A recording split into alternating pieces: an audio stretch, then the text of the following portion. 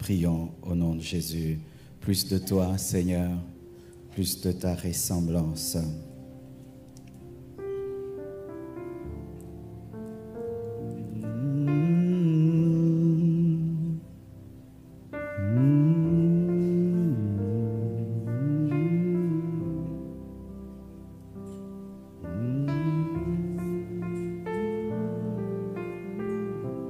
Oh, je m'attends à un réveil ce soir.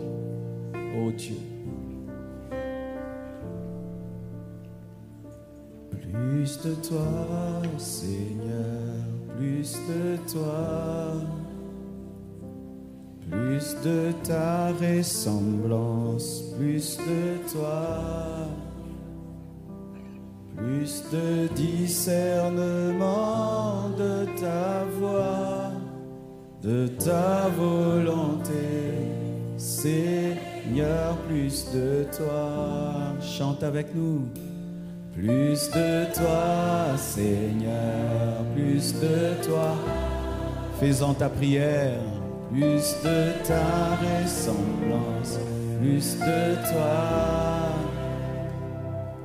Plus de discernement de ta voix, de ta volonté, Seigneur, plus de toi, plus de toi,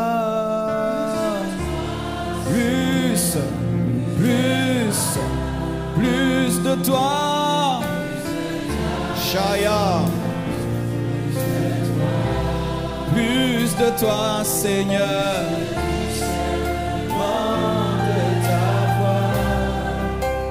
Ta volonté, Seigneur. Oh, plus de toi.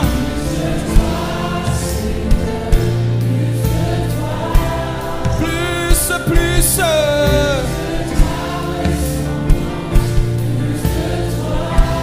Plus, plus.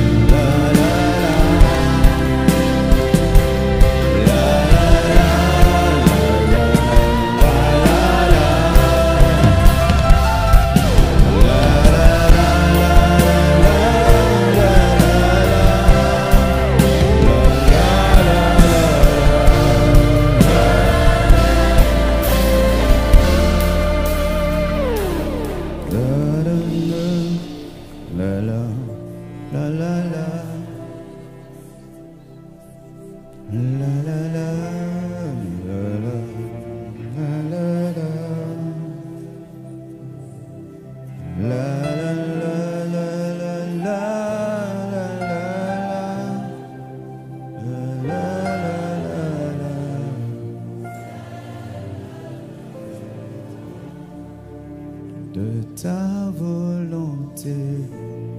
Seigneur, plus de toi, de ta volonté.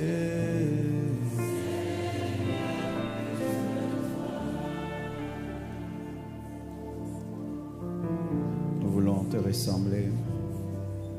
Nous voulons être comme toi, parler comme toi, penser comme toi, agir comme toi, faire comme toi. Nous voulons, Seigneur Dieu de gloire, être transformés par ta présence. Je m'attends à toi. Je m'attends au réveil. Je m'attends au réveil. Je m'attends au réveil. Je m'attends à ce que quelque chose se passe. Je m'attends à toi. Praises. Praises. Praises. Praises. Que ceux qui parlent en d'autres langues murmurent en d'autres langues. Et ceux qui ne parlent pas en d'autres langues demandent le baptême du Saint-Esprit.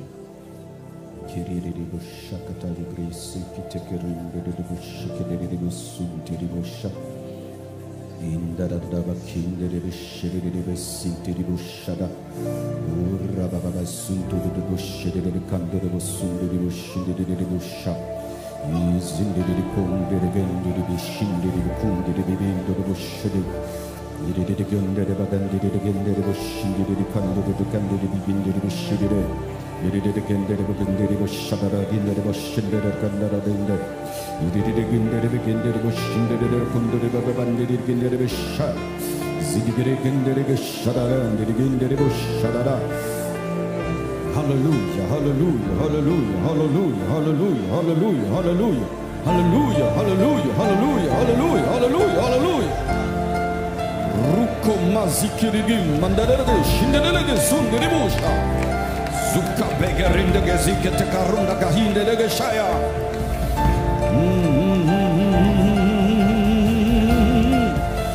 Sois rempli, sois rempli, sois rempli, sois rempli. Sois rempli, sois rempli, sois rempli, sois rempli, sois rempli du Saint-Esprit, sois rempli du Saint-Esprit, sois rempli du Saint-Esprit, sois rempli du Saint-Esprit, sois rempli du Saint-Esprit, sois rempli du Saint-Esprit, sois rempli, sois rempli, sois rempli, sois rempli, sois rempli, sois rempli, sois rempli, sois rempli, sois rempli. Aya shaya masekete korimaye.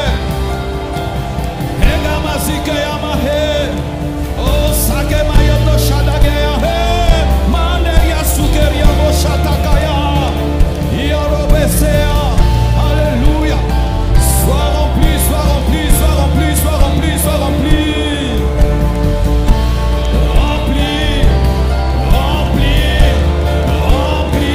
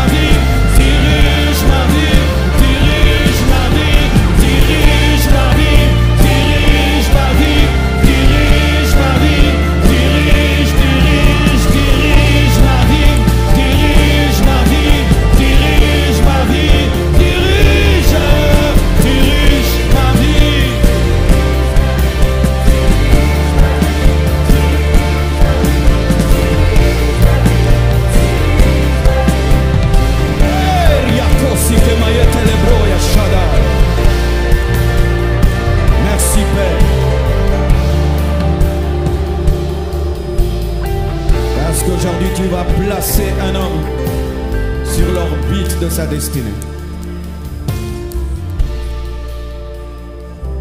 Le Seigneur va te placer sur l'orbite de ta destinée. Que Dieu te donne des oreilles pour entendre et comprendre ce qu'il va te dire ce soir. Père, oins-moi pour communiquer ta parole. Fais-moi grâce au nom de Jésus-Christ. Amen.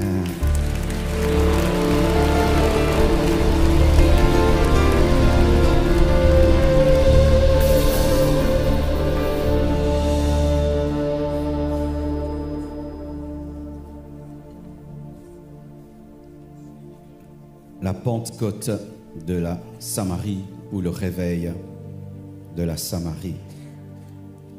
C'est la continuité de ce que le Dr. Atoms, notre Teach, a enseigné. Amen, j'aime son nouveau nom, Teach. Acte 8, versets 1 à 20. Oui, j'aimerais toujours ce fond musical. Saul avait approuvé le meurtre d'Étienne.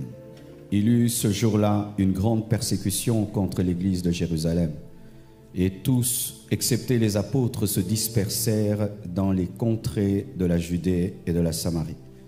Des hommes pieux ensevelirent Étienne et le pleurèrent à grand bruit. Saul, de son côté, ravageait l'église, pénétrant dans les maisons. Il en arrachait hommes et femmes et les faisait jeter en prison. Ceux qui avaient été dispersés allaient de lieu en lieu, annonçant la bonne nouvelle de la parole. Philippe étant descendu dans la Samarie, dans la ville de Samarie, prêcha le Christ. Les foules toutes entières étaient attentives à ce que disait Philippe lorsqu'elles apprirent et virent les miracles qu'il faisait. Car des esprits impurs sortirent de plusieurs démoniaques en poussant des grands cris, et beaucoup de paralytiques et de boiteux furent guéris. Il eut une grande joie dans cette ville. Il y avait auparavant dans la ville un homme nommé Simon, qui, se donnant pour un personnage important, exerçait la magie et provoquait l'étonnement du peuple de la Samarie. Tous, depuis le plus petit jusqu'au plus grand, l'écoutaient attentivement et disaient: celui-ci est la puissance de Dieu, celle qui s'appelle la grande. Ils l'écoutaient attentivement parce qu'il les avait longtemps étonnés par ses actes de magie. Mais quand ils eurent cru à Philippe, qui leur annonçait la bonne nouvelle du royaume de Dieu et du nom de Jésus-Christ, hommes et femmes se firent baptiser. Simon lui-même crut, et après avoir été baptisé, il ne quittait plus Philippe et voyait avec étonnement les miracles et les grands prodiges qui s'opéraient. Les apôtres qui étaient à Jérusalem, ayant appris que la Samarie avait reçu la parole de Dieu, y envoyèrent Pierre et Jean. Ceux-ci, arrivés chez les Samaritains, prièrent pour eux, afin qu'ils reçussent le Saint-Esprit, car il n'était pas encore descendu sur aucun d'eux. Ils avaient seulement été baptisés au nom du Seigneur Jésus. Alors Pierre et Jean leur imposèrent les mains, et ils reçurent le Saint-Esprit. Lorsque Simon vit que le Saint-Esprit était donné par l'imposition des mains des apôtres, il leur offrit de l'argent en disant: accordez-moi aussi ce pouvoir afin que celui à qui j'imposerai les mains reçoive le Saint-Esprit. Pour ceux qui n'aiment pas les longues lectures, sorry, il y a des histoires qu'on ne sait pas couper. C'est trop bien. Mais Pierre lui dit: que ton argent périsse avec toi, puisque tu as cru que le don de Dieu s'acquérait à prix d'argent. Il n'y a pour toi ni part ni lot dans cette affaire, car ton cœur n'est pas droit devant Dieu. Et répands-toi donc de ta méchanceté et prie le Seigneur pour que la pensée de ton cœur te soit pardonnée, s'il est possible. Car je vois que tu es dans un fiel amer et dans les liens de l'iniquité. Simon répondit: priez vous-même le Seigneur pour moi, afin qu'il ne m'arrive rien de ce que vous avez dit. J'ai bientôt fini. Après avoir rendu témoignage à la parole du Seigneur et après l'avoir prêché, Pierre et Jean retournèrent à Jérusalem en annonçant la bonne nouvelle dans plusieurs villages des Samaritains. Un ange du Seigneur s'adressant à Philippe lui dit: lève-toi et va du côté du midi sur le chemin qui descend de Jérusalem à Gaza, celui qui est désert, et le reste, la rencontre avec l'eunuque éthiopien, le baptême de l'eunuque éthiopien, et Philippe est en levés. Amen. Acclamons la parole du Seigneur.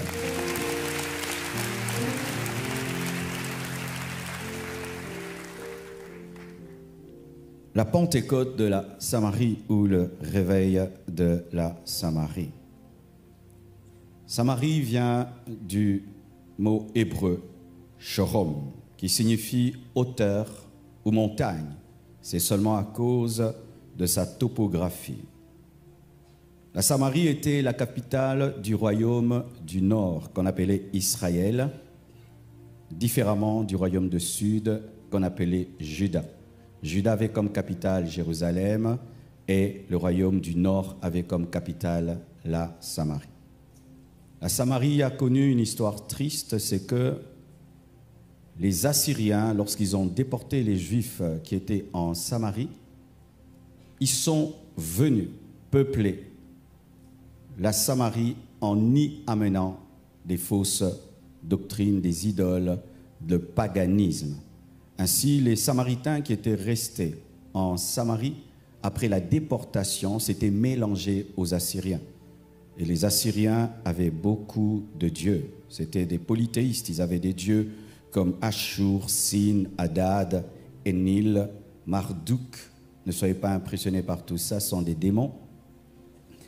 Et ils ont amené tout ça, parce que lorsque un colon vient, il ne vient pas seulement, il ne vient pas seul, il vient avec sa civilisation, il vient avec sa religion.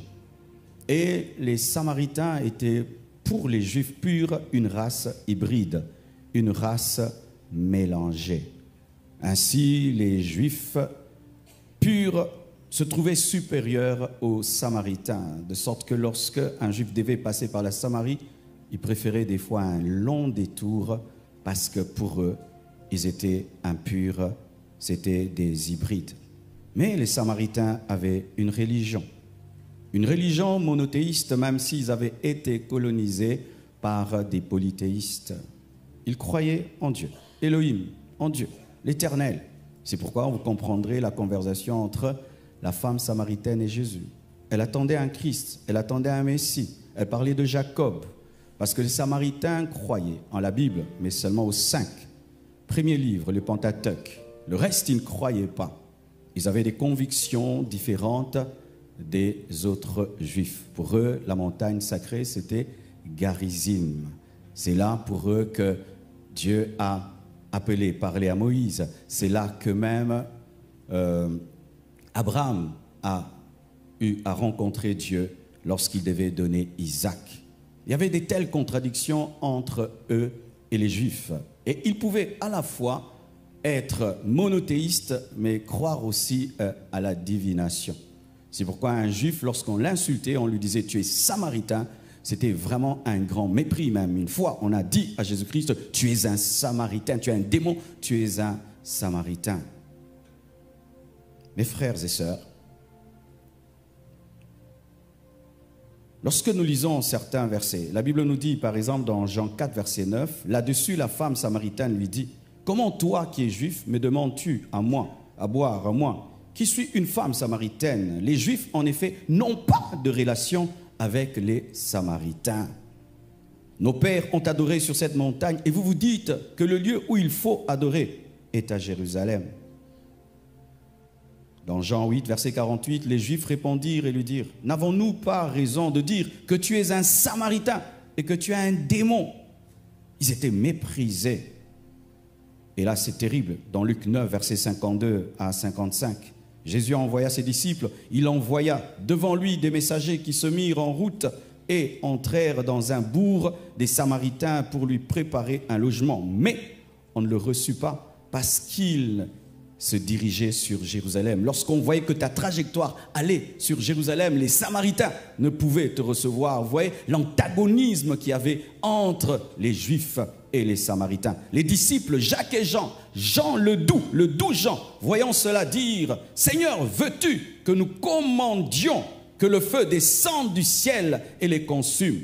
Jésus se tournant vers eux et les réprimanda, disant, « Vous ne savez pas quel esprit vous anime. » Alléluia. Ils veulent tuer des personnes méprisantes, des personnes hybride, mélangé. Et Jésus-Christ prend le parti des Samaritains. Pourquoi? Parce que lui les a créés. Malgré qu'ils ont une religion imparfaite et qu'ils sont un mélange et qu'ils sont méprisés par les Juifs, Jésus ne méprise pas les Juifs comme, ne méprise pas les Samaritains comme le méprisent les Juifs. J'aimerais dire ceci, mes frères. Même si les hommes te méprisent, Dieu ne te méprise pas et Dieu a un plan pour ta vie.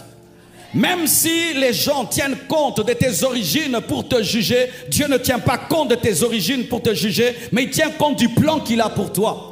Il voulait brûler les Samaritains alors que Jésus voulait sauver les Samaritains. Car quelque temps après, il a rencontré la femme samaritaine, il a révélé qu'il était le Christ et la Samarie a cru en Jésus-Christ parce qu'il ne les avait pas tués. Quel que soit ce que tu as fait dans la vie, il se peut que tu as avorté, tu as tué, tu as eu une sale vie. J'aimerais te dire que Dieu t'aime et il a un plan pour toi. Il a un plan pour toi. Ta spiritualité n'est pas parfaite, ta spiritualité n'est pas bonne, mais ce n'est pas pour autant que tu dois mourir. Dieu qui t'a créé espère et croit qu'un jour tu découvriras la vérité et que tu le serviras. Il voulait brûler les Samaritains alors qu'ils étaient appelés à être enflammés pour les sauver. Lorsque tu n'as pas la connaissance du plan de Dieu pour ta vie, tu détruiras ton champ de mission future. Lorsque tu n'as pas la révélation du plan de Dieu pour ta vie, tu brûleras les Samaritains alors que demain on te dira que tu dois prêcher aux Samaritains. Et la Bible nous dit que Jésus-Christ, un jour, alors qu'il est en train d'enseigner l'amour, il prend l'exemple de qui? Il prend l'exemple d'un Samaritain. Il présente un sacrificateur, il présente un lévite qui ne manifeste pas l'amour. Et qui manifeste l'amour dans la parabole de Jésus? C'est le Samaritain. Pour dire ceci, que c'est un Dieu de grâce, c'est un Dieu de grâce, c'est un Dieu de miséricorde. Je suis venu t'annoncer la grâce de Dieu. Je suis venu t'annoncer la grâce de Dieu. Je suis venu t'annoncer la grâce de Dieu. Même si tu te trouves impur, je suis venu t'annoncer la grâce de Dieu. Il rencontre la femme samaritaine, Jésus-Christ de Nazareth, qui devait la brûler, mais il lui cause. De sorte même que ses disciples sont étonnés, comment il peut parler à une femme? Il était plus humble que les pécheurs qui étaient ses disciples. Lui, les saints qui devaient juger, était plus humble que ceux qui devaient demander la grâce et la miséricorde. Il parle avec cette femme qui avait un homme qui n'était pas son mari. Jésus-Christ prend le temps de lui enseigner l'adoration. Que des temps arrivent où les hommes n'adoreront plus sur cette montagne, ni à Jérusalem, mais que les hommes adoreront en esprit, en vérité. Il donne cette révélation à qui? Il donne cette révélation à une femme qui vit avec un homme qui ne l'a pas épousé. Oh, donne-moi un amen. Dieu ne se fonde pas sur tes œuvres pour se révéler à toi, mais il se fonde sur sa grâce pour te parler. Il y a un homme ici qui pense qu'il est tellement impur que Dieu ne peut lui parler. Frère, tu es tellement impur que Dieu doit te parler. Il y a quelqu'un ici, il dit, je suis tellement loin de Dieu que Dieu ne peut rien faire pour moi. Tu es tellement loin qu'il doit te chercher. J'aimerais t'annoncer qu'aujourd'hui, Dieu va bouleverser ta vie tellement que tu es loin. C'est toi qui chercheras. Jésus-Christ rencontre la femme samaritaine qui n'est pas théologienne, mais lui explique la révélation de l'adoration. Parce qu'il savait que même si cette femme avait une sale vie, elle était disposée. Le Seigneur voit ton cœur et connaît ton futur. Et c'est cette femme qui est allée dire aux hommes, j'ai rencontré quelqu'un, il se pourrait qu'il soit Christ. Certains frères viennent à l'église, vous le regardez, il ressemble à un voyou, alors que c'est lui qui va amener le réveil. Et d'autres ressemblent à des saints, alors qu'ils commettent des péchés en secret. Donne-moi l'amen. Donne-moi l'amen que je prêche. Donne-moi l'amen que je prêche. Donne-moi l'amen que je prêche. J'aimerais te dire ceci, que Dieu qui voit dans le secret peut lire dans ton cœur qu'au-delà d'une prostituée, tu es une gagneur d'âme, une gagneuse d'âme. Dieu a pu voir cela. Dieu a cette méthode. Lorsqu'il veut faire quelque chose en grand, il le fait en petit. Et Élie, Dieu le prenait et puis le laissait. Il le prenait et laissait. Un jour, il a pris pour du bon. Quand Jésus va en Samarie, rencontrer la femme samaritaine, il révélait qu'il avait un plus grand plan que cela. C'est pourquoi j'aimerais vous dire ici, il y a quelque chose qui vient. On a commencé avec une conférence, deuxième conférence. Un jour, on va casser ici, on va reprendre. Oh, je vous dis la vérité. Je te dis, Michael, les gens te diront, on va te donner l'argent, tu vas casser, tu vas reconstruire. Nous sommes fatigués de suivre en ligne. On veut un auditorium de 5000 places, de 10 000 places. Donne-moi un amen! Donne-moi un amen! Donne-moi un amen! Quand Dieu commence petit, il a un projet de plus grand. La pluie commence avec une goutte d'eau. Le déluge a commencé avec une goutte d'eau. Je vous annonce un déluge de bénédiction, un déluge de gloire, un déluge de guérison, un déluge de puissance. Je vous annonce un déluge, car Dieu vient de commencer. Ce n'est que le début, ce n'est que le début. Jésus, dans tout son ministère, parlait, prêchait, mais il connaissait une chose, qu'il y a une femme qui était venue avec une cruche, mais qui a déposé la cruche parce qu'elle n'avait plus soif. Elle avait compris en avance, c'est que ses apôtres qui marchaient avec lui n'avaient pas compris.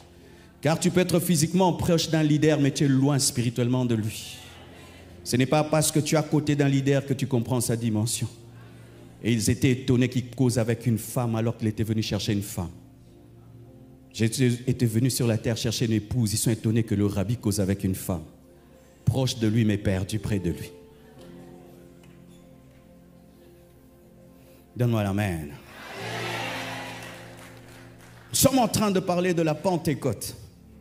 De la Pentecôte de la Samarie. Jésus-Christ exerce son ministère. Il meurt, il ressuscite.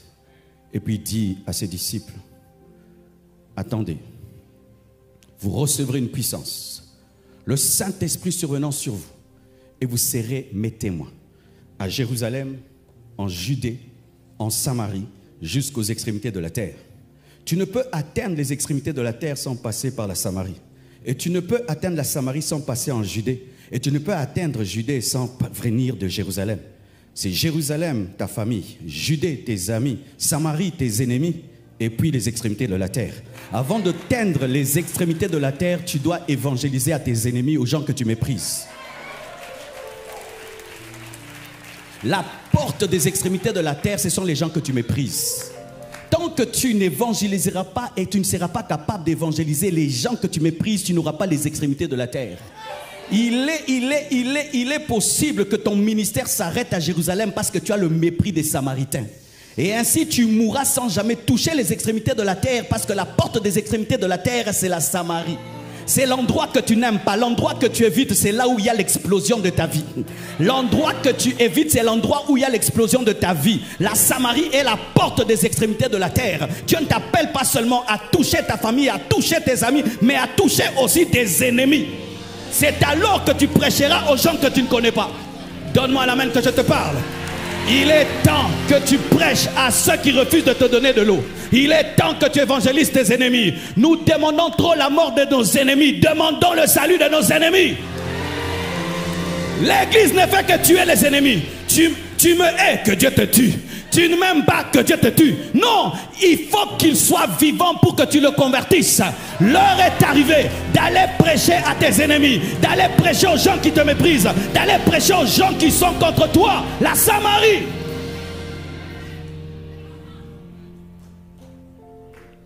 J'attends qu'un Congolais aille faire une croisade au Rwanda. J'attends un Russe qui va faire une croisade en Ukraine. J'attends un pasteur ukrainien qui va faire une croisade en Russie. C'est ça la Samarie. Donne-moi un amen. Yeah. Je connais un homme de Dieu qui prêche dans les boîtes de nuit. Mais Jésus est venu prêcher dans la boîte de nuit qui est appelée le monde. Parce qu'il est venu dans les ténèbres, c'était une boîte de nuit.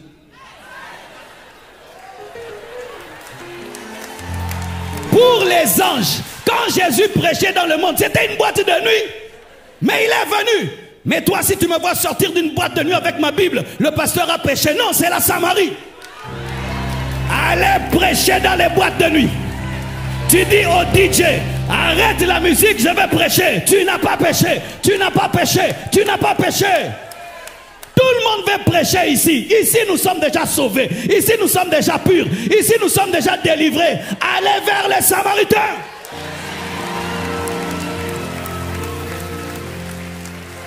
La lumière brille dans les ténèbres. Une lumière parmi les lumières est étouffée. Mais une lumière dans les ténèbres est révélée. Allez prêcher à côté de ces lieux-là où il y a des filles prostituées. Allez faire l'évangélisation là-bas. J'ai un fils qui prêche qu'aux prostituées. Aujourd'hui, c'est un grand pasteur. Là où tu fuis, c'est là où il va. Et je t'assure, sa récompense sera plus grande. Car lui, il ose aller éclairer les ténèbres. Jésus leur dit, allez, jusqu'aux extrémités de la terre. Le réveil vient et ils restent au même endroit. Lorsqu'ils restent au même endroit, la persécution arrive. Dieu suscite Paul, car il y a des persécutions qui sont suscitées par Dieu. Lorsque l'Église refuse d'entrer dans le plan de Dieu, Dieu va amener la persécution. Tu sais pourquoi tu es persécuté? Parce qu'il est temps que tu quittes l'endroit. Et Dieu te fait quitter l'endroit en séchant l'endroit. Lorsque le torrent de Kérit tarit, tu dois partir. Dieu ne fait pas tarir le torrent parce qu'il ne t'aime pas, mais parce qu'il doit te déplacer. Mais comme tu aimes tellement le confort, il doit te faire tarir ce qui te bénit pour que tu te déplaces. Parce que toi, tu cherches à te sauver, c'est pourquoi en te sauvant, tu sauveras les autres. Quand Dieu te dit déplace-toi et tu ne te déplaces plus, la saison de ta protection a pris fin. Quand Dieu te dit de te déplacer, tu ne te déplaces pas, la saison de ta bénédiction a pris fin. Dieu leur dit d'aller et ils restent. Et Dieu suscite Paul. Je prie que Dieu te suscite un Paul qui va t'obliger à faire la volonté de Dieu. Je prie que Dieu suscite dans ta vie un Paul qui va te mettre sur la trajectoire de ta vie. Mais comme tu n'écoutes plus le langage de la douceur, il va utiliser le langage de la persécution. Ton patron peut te chasser du boulot parce que Dieu a dit que tu arrêtes le boulot. Sois révoqué, chassé au nom de Jésus.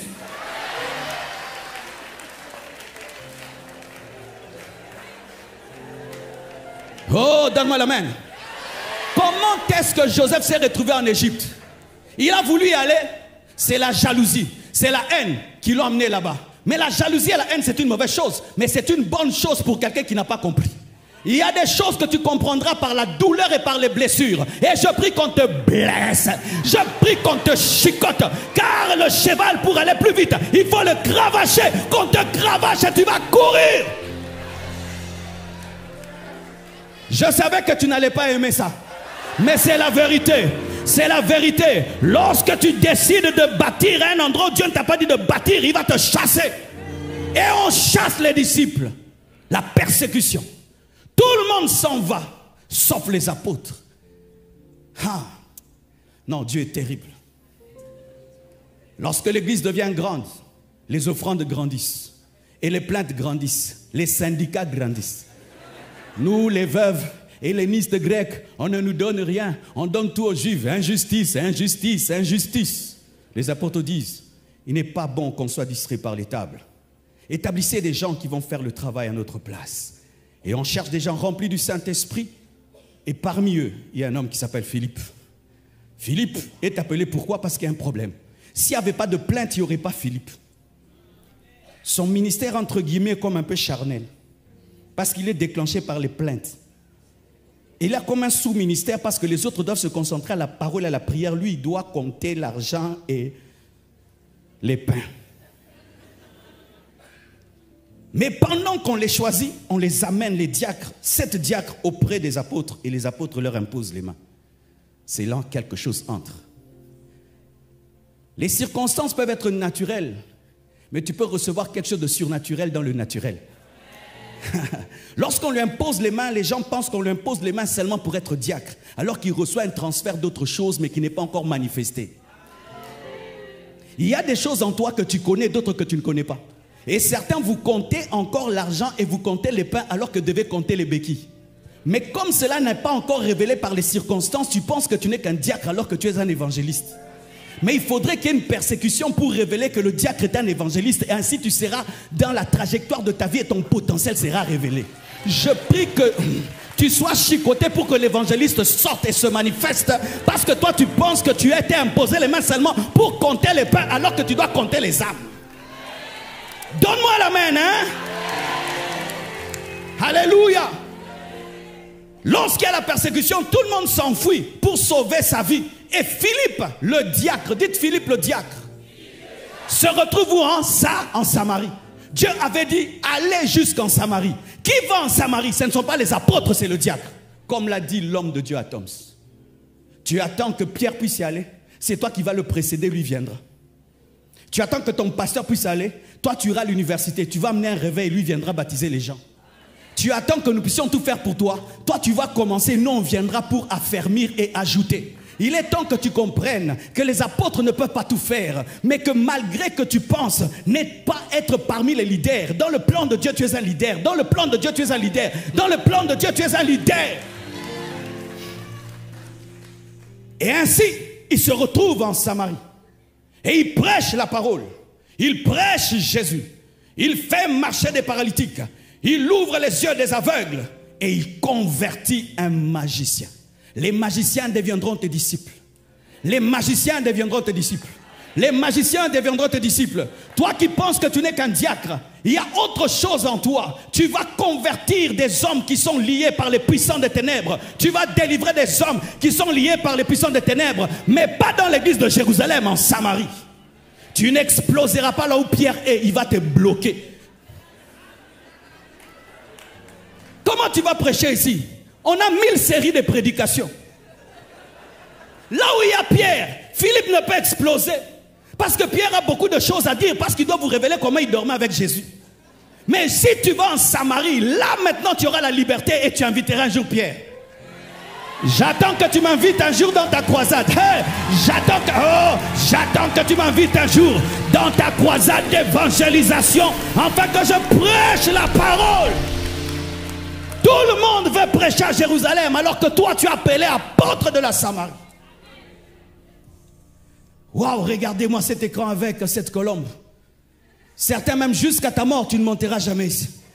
Même si tu jeûnes, même si tu pries, tu ne monteras jamais ici. Même si tu fais 70 jours de jeûne, tu ne monteras jamais ici. Mais dans ton université, dans ton école, là où tu travailles, dans ta famille, sur la route, tu as une chair qui est disponible et tu n'as pas besoin d'invitation. Tu as besoin de compassion. Tu n'as pas besoin d'invitation. Tu as besoin de compassion. Tu n'as pas besoin d'invitation. Tu as besoin de compassion. Tu n'as pas besoin d'invitation. Tu as besoin de compassion. Tu n'as pas besoin d'invitation. Tu as besoin de compassion. Donne-moi un amen.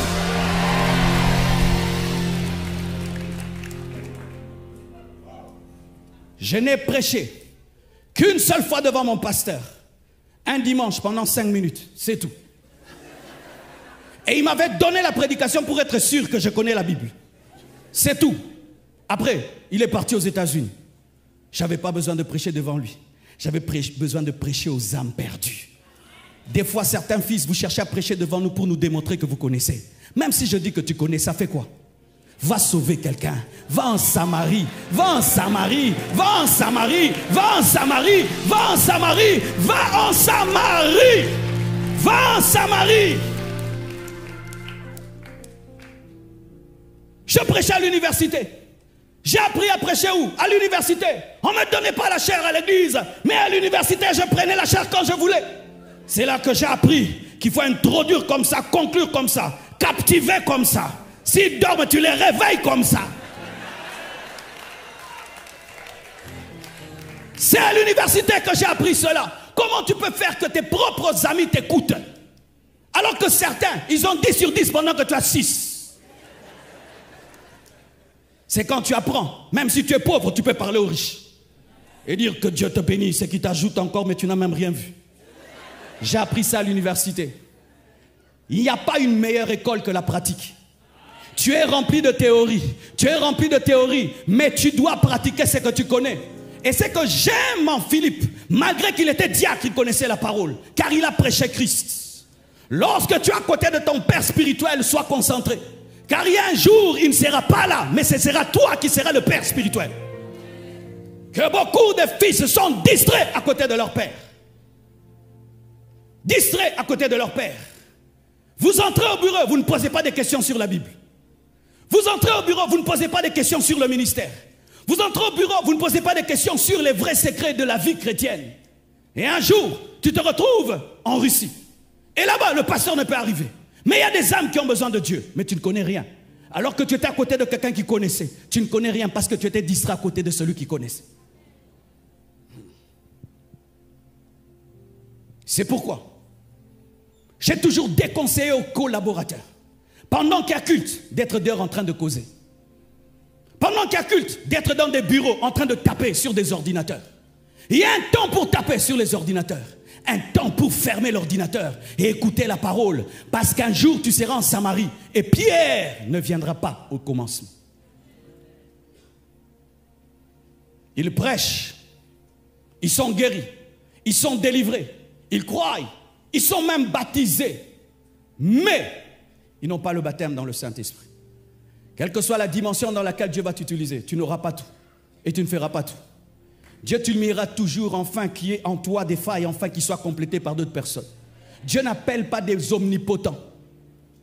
Il appelle des hommes à qui il a donné une certaine dose, afin que leur dose puisse être complétée par la dose des autres. Il fait des miracles et des prodiges. Mais il n'y a personne qui est baptisé dans le Saint-Esprit.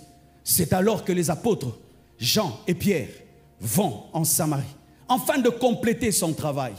Et c'est important que quelqu'un complète ton travail.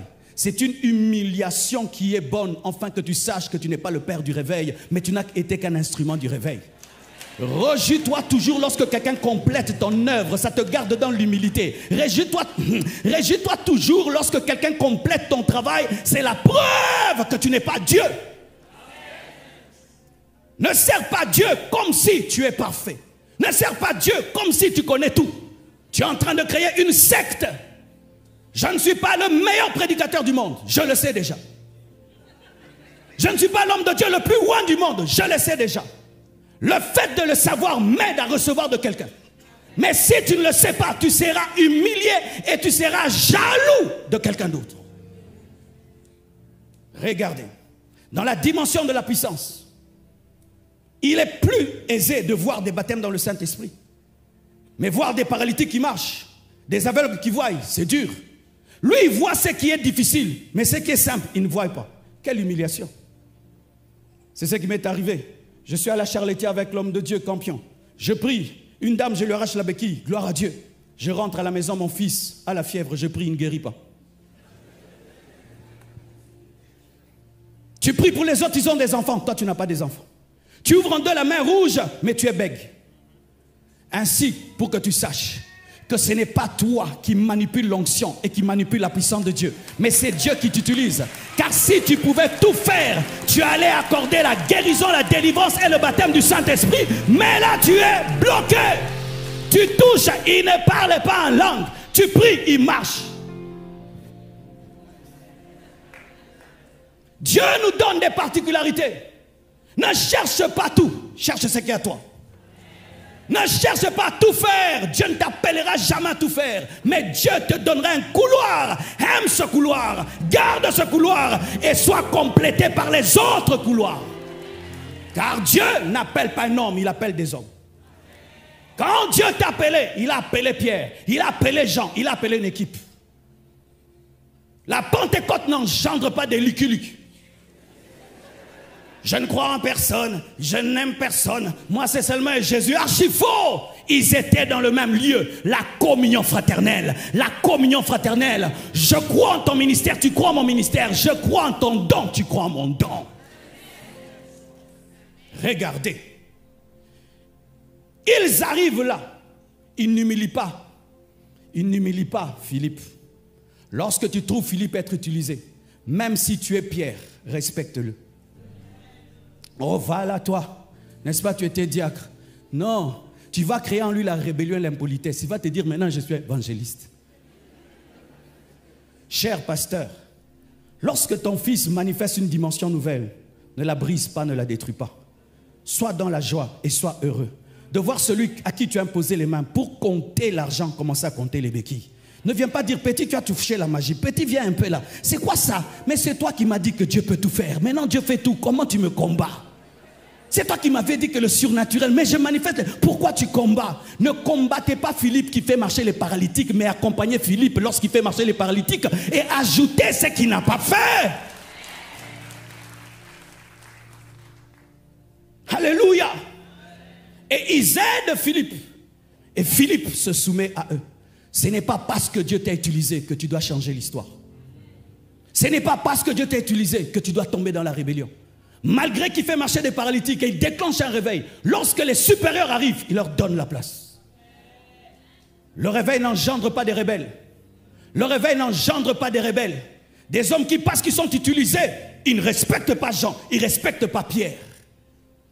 Quoi que soit ta dimension spirituelle, Pierre c'est Pierre, Jean c'est Jean. Alléluia. Car aujourd'hui, il y a des gens qui recherchent le feu pour ne respecter personne. Non. Plus tu es rempli de l'esprit, plus tu es humble, plus tu es respectueux. Il ne dit pas non, ça c'est mon territoire, quittez-la. Il les laisse venir. Pourquoi? C'est la même église. Donne-moi l'amen. Même si tu ressuscites les morts, ton pasteur c'est ton pasteur.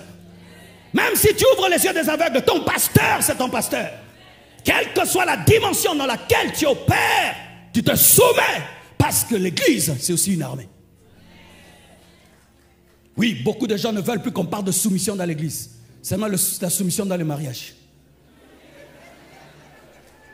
Femmes, soyez soumises comme l'église est soumise à Christ.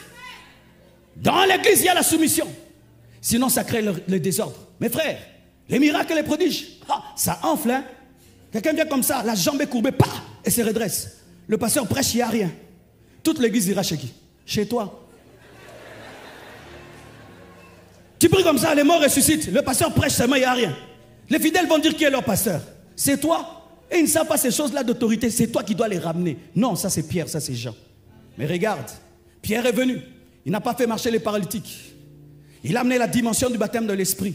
Mais il lui a permis de savoir qu'il y avait un serpent dans l'église, Simon. Simon a été baptisé. Simon est à côté de Philippe, très étonné. Mais c'était quelqu'un qui avait un business dans le cœur. Il voulait commencer une entreprise spirituelle. La preuve, lorsqu'il a vu les apôtres prier et puis les gens reçoivent l'esprit, il a proposé l'argent. Si j'achète un don, je peux le revendre. Il a dit, un business. C'est pourquoi il a donné l'argent. La Bible dit, c'est que vous avez reçu gratuitement, donnez-le gratuitement. Et donc s'il avait acheté, il pouvait vendre avec un bénéfice. Mais Philippe ne l'a pas vu. Mais Pierre et Jean l'ont vu. Là où son discernement des esprits n'a pas opéré, celui de Jean et Pierre a opéré. Il a été complété et aidé. Ne fuis pas les personnes expérimentées.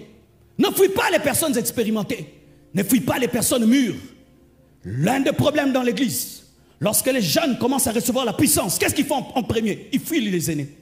Ils chassent les aînés. Tu garderas un Simon à côté de toi qui vendra un jour l'église. Et te vendra toi aussi. Donne-moi la main, hein? Ainsi, nous les jeunes, on ne veut pas des vieux. On ne veut pas de vieux. Non, mes frères, dans les choses de Dieu, il n'y a pas de vieux. Il y a l'expérience et la sagesse. Il y a l'expérience et la sagesse. Il y a l'expérience et la sagesse. Parce qu'entre vous les jeunes, peut-être tu ne verras pas Simon, mais les vieux verront que Simon est un cupide. Mais aussi, lorsque tu as aidé Philippe, ne reste pas là. Il faut partir pour qu'il demeure le Père. Car des fois aussi, les pères étouffent les réveils en voulant être père là où il y a déjà un père. Je viens dans l'assemblée de mon fils Francis. Je peux prêcher une semaine et puis je m'en vais. Mais si je fais 2 ans, on aura des problèmes nous deux. Qui va faire le programme de l'église? Toi ou moi? Tu vois le problème? C'est pourquoi il faut connaître tes limites même dans le feu. Car lorsque tu as fini ton travail, tu dois dégager. Afin que le fils continue à faire son travail de peur qui est de père.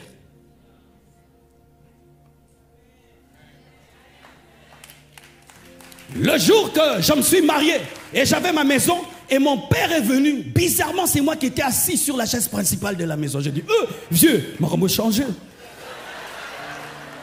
En français, dit, papa, les choses ont changé. Chez lui, c'était lui qui était sur la chaise principale. Mais quand il est venu me visiter, c'était moi. J'ai dit, oh Marcelo, tu es devenu chef. Tu es devenu chef. Et mon père a compris. Il ne m'a pas demandé ma place. Il a su que même s'il est mon père, j'ai ma place dans ma maison. Lorsque même tu envoies quelqu'un en mission, tu n'as pas le droit de toucher à son autorité. Car s'il n'est pas respecté, l'œuvre mourra. Ils font le travail et puis ils s'en vont. Philippe aussi reste. Mais après cela, l'Esprit lui dit, va vers l'eunuque éthiopien pour dire ceci. Quoi que c'est que Dieu fait dans ta vie, il n'y a pas de parking, il n'y a pas d'arrêt. Ne t'accroche jamais à ce que Dieu fait. Loue-le et cherche une autre direction. Ne t'attache jamais à ce que Dieu fait. Loue-le. Parce que tu as la dimension de la Samarie, mais la promesse, ce sont les extrémités de la terre. Et les extrémités de la terre sont cachées où? Dans l'eunuque éthiopien. Si tu demeures en Samarie et tu ne vas pas vers l'eunuque éthiopien, l'Afrique n'entendra pas l'évangile. Ainsi, quel que soit ce que Dieu fait dans ta vie, ne t'attache à rien. Mais attache-toi à la direction. Et j'aime ce que Michael a dit. On a dit, waouh, c'est merveilleux. Il a dit, c'est rien. C'est seulement quand tu dis que ceci est rien que ma Bible va impacter. Mais si tu t'attaches à ça, la Bible va échouer. La prochaine étape, c'est l'Éthiopie. MCI, pour l'instant, vous êtes en Samarie. Mais il y a aussi les extrémités de la terre. Il y a l'eunuque éthiopien qui est en train de lire la Bible sans la comprendre. Et qui a besoin que quelqu'un lui interprète la parole. Et c'est qui? C'est Philippe. Envoyez de Philippe, expliquez la Bible. Envoyez de Philippe, expliquez la Bible. Homme de Dieu, femme de Dieu. Des fois le danger dans la vie, c'est rester à l'endroit où Dieu t'a utilisé. Mais il ne veut plus que tu y sois. Ils sont allés sur le Sinaï. C'était glorieux. Mais Dieu leur a dit, quittez la montagne. Ils ont vu la transfiguration. Jésus a dit, descendons. Alors que Pierre voulait construire une tente, Jésus-Christ voyait le lunatique. Chaque fois que Dieu te bénit, rends grâce et bouge. Rends grâce et bouge. Rends grâce et bouge. Et ainsi tu vivras tout le plan de Dieu. Mais si tu bâtis une doctrine où toute ta vie, en un endroit où Dieu bénit, ça devient une idole.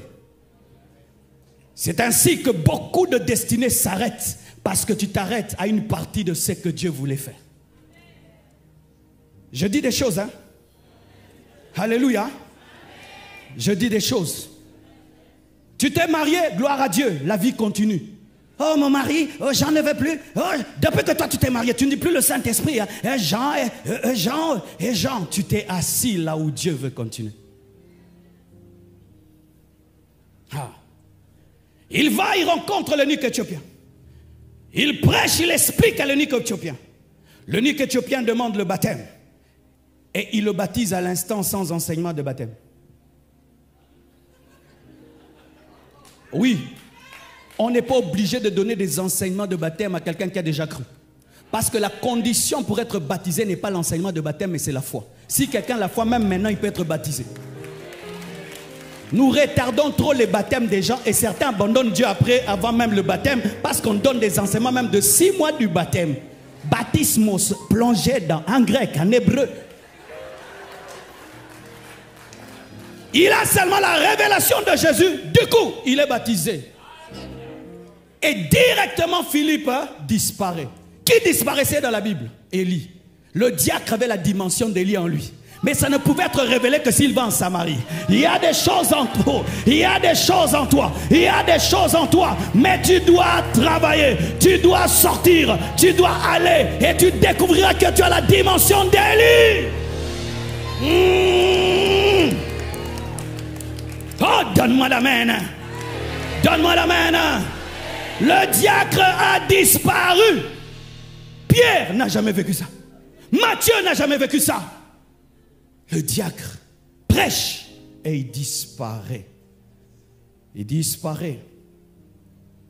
Il est enlevé physiquement et posé ensuite. Mais cela nous enseigne ceci. Lorsque même nous évangéliserons jusqu'aux extrémités de la terre, la dernière chose qui nous attend, c'est l'enlèvement de l'Église. Ainsi, mes frères, en soi, c'est de la Pentecôte à l'enlèvement.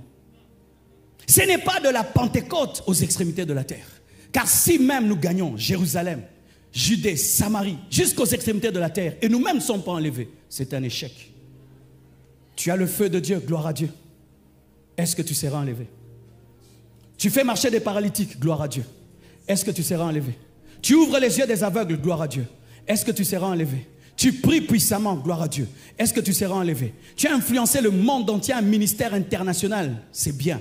Est-ce que tu seras enlevé? Après tout ce que tu auras fait, est-ce qu'il dira, bon et fidèle serviteur, entre dans la joie de ton maître? En ce jour-là, il dira, je ne vous ai jamais connu. À qui? Aux gens qui ont prophétisé, aux gens qui ont fait des miracles. Le plus important, après avoir tout fait, c'est de mourir en Christ. Mourir en Christ, afin qu'au dernier jour, lorsque le son de la trompette sonnera, que les morts en Christ parmi lesquels tu seras, tu puisses être enlevé. C'est pourquoi, bannissez de vos vies tout ce qui est anti-enlèvement. Bannissez de vos vies tout ce qui fera que vous mourrez, mais comme des païens. On pense qu'on a enterré un chrétien, mais on a enterré un païen. Si Jésus-Christ revenait maintenant, qui est sûr qu'il sera enlevé? Le Philippe dont je vous parle pouvait être enlevé. C'est vrai qu'il est revenu, mais comme Élie, cet enlèvement était une prophétie qu'un jour, nous partirons. Un jour, nous partirons. Nous laisserons ces studios. Un jour, nous partirons. Nous laisserons nos temples de 5000 places. Un jour, nous partirons. Nous laisserons nos maisons. Un jour, nous partirons. Nous laisserons nos 1 million de followers. Un jour, nous partirons. Oui, il y a des prédications que je mets sur YouTube et je dis c'est pour les gens qui vont rater l'enlèvement. Suivez ça après que je serai parti. Il y a une prédication, ce qui arrivera à ceux qui rateront l'enlèvement. Il y a une prédication pour eux. Oh, donne-moi l'amen. Et quelque part dans la Bible, on nous dit ceci. Les apôtres sont allés visiter Philippe. Et Philippe avait 4 filles vierges qui prophétisaient. Pour dire, comme l'a dit le docteur, que c'était un homme qui ne vivait pas sa foi qu'au dehors, mais qui vivait sa foi à la maison. 4 filles, toutes vierges, toutes 4. Toutes vierges et prophétisant. Ça prouve le sérieux de papa en secret. Qui es-tu en secret? Qu'est-ce que ta femme dit de toi? Qu'est-ce que ton mari dit de toi? Qu'est-ce que ta femme dit de toi? Il a fait ce grand travail, mais on nous révèle que c'était un bon père. N'oublions pas d'être des bons pères et des bonnes mères. Tu balayes l'église, balaye ta vie. Tu arranges l'église, arrange ta vie. Tu enseignes aux autres, enseigne à tes propres enfants. Tu prêches les autres, prêche à tes propres enfants. Il n'a pas seulement gagné la Samarie, il n'a pas seulement gagné l'eunuque éthiopien, il a gagné ses 4 filles. Jérusalem. Il a gagné sa Jérusalem. Ces 4 filles étaient des prophétesses vierges. Des prophétesses vierges. Que souvent nous avons le temps pour tous les enfants du monde, sauf pour nos propres enfants. Que souvent nous avons le temps pour tout le monde entier, mais pas pour prier pour nos propres enfants. Leur instruire, leur parler de Dieu. Et ce qui est extraordinaire, on dit Philippe était avec les 7. Il a déjà bougé la Samarie. Il a déjà prêché à l'eunuque éthiopien. Mais on dit que Philippe était avec les 7. Quels 7? Les 7 diacres. On l'appelle évangéliste, mais on dit qu'il est avec les 7. Malgré qu'il est évangéliste, il rentre à la place de diacre. Est-ce que je peux parler un peu? Chers musiciens, lorsque tu auras fait des concerts, rentre à l'église, écoutez ton pasteur, fais comme Philippe. Aujourd'hui, le fait est en train de quitter les églises. Car les musiciens, lorsqu'ils deviennent célèbres, ils n'ont plus d'église. Ils ne rentrent plus à leur place parce que eux, ils chantent sur des stages qui dépassent même leur pasteur. Malgré qu'il est l'évangéliste, il rentre à sa place de diacre. C'est pourquoi je parle beaucoup de Chris Ndikoumana. Cet homme est un phénomène spirituel que Dieu a déclenché dans la francophonie pour nous donner l'humilité et pour nous réapprendre la vie chrétienne. Cet homme est le francophone aujourd'hui qui remplit les stades plus qu'aucun. Mais cet homme n'a pas d'église et quand il finit sa croisade, il s'assied au banc. Il s'assied au banc. Comme Philippe, il finit la croisade. Il est parmi les 7. Oh, que c'est beau l'humilité dans le réveil. Que c'est beau, quelqu'un en sait, que Dieu l'utilise. Mais il ne dérange personne. Il s'assied là-bas. Il ne vient pas le dimanche. Ah, vous avez vu les photos? C'était chaud. Et là, il n'obéit aucun protocole. Quand on lui fait ça, oh, moi je m'assieds que devant. Vous qui êtes assis devant ici, est-ce qu'il y a quelque chose ici? Vous aimez trop vous asseoir devant. Il n'y a rien ici. On ne grossit pas, on ne maigrit pas.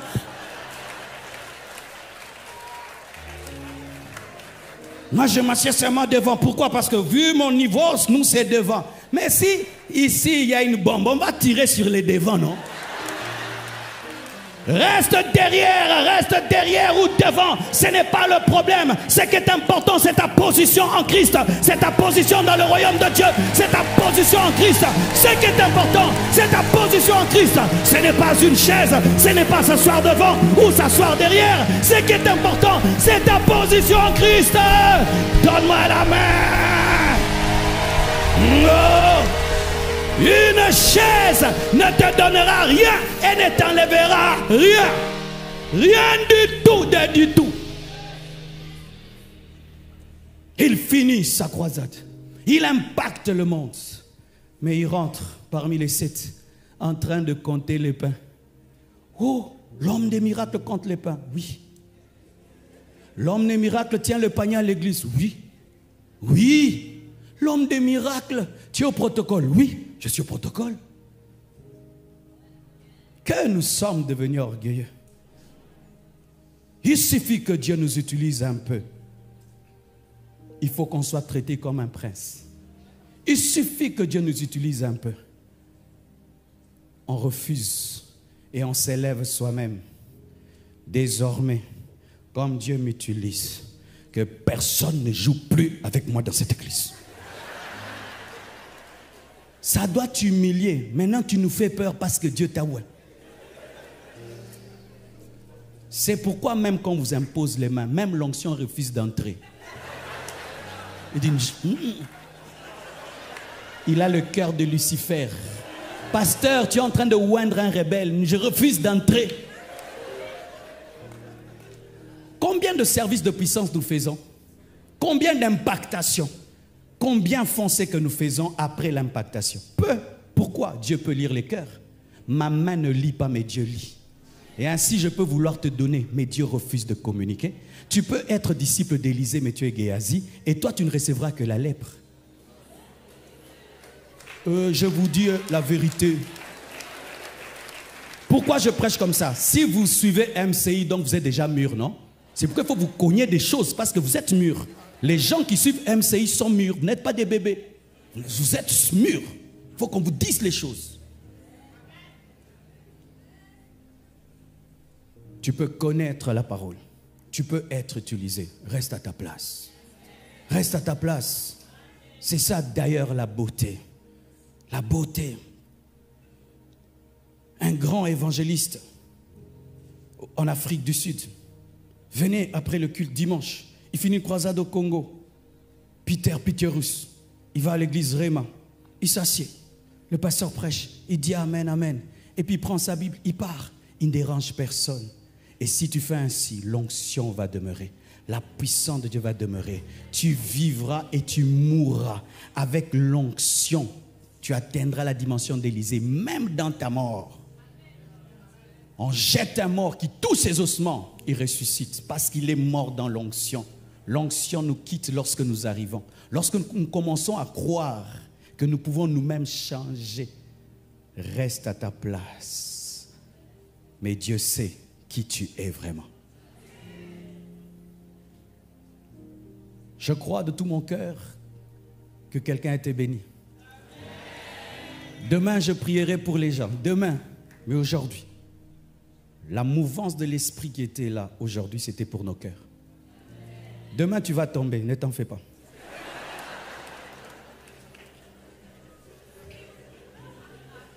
Parce que c'est ce que si on pense toujours, non? Qu'il faut toujours qu'on tombe, qu'on roule, qu'on vomisse, qu'on nous attrape, qu'on nous évacue.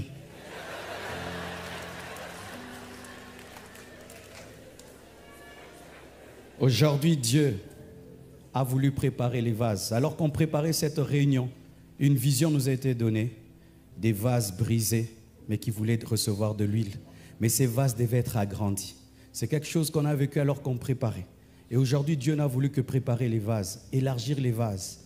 Et demain, Dieu communiquera aux gens qui ont accepté d'élargir leur cœur.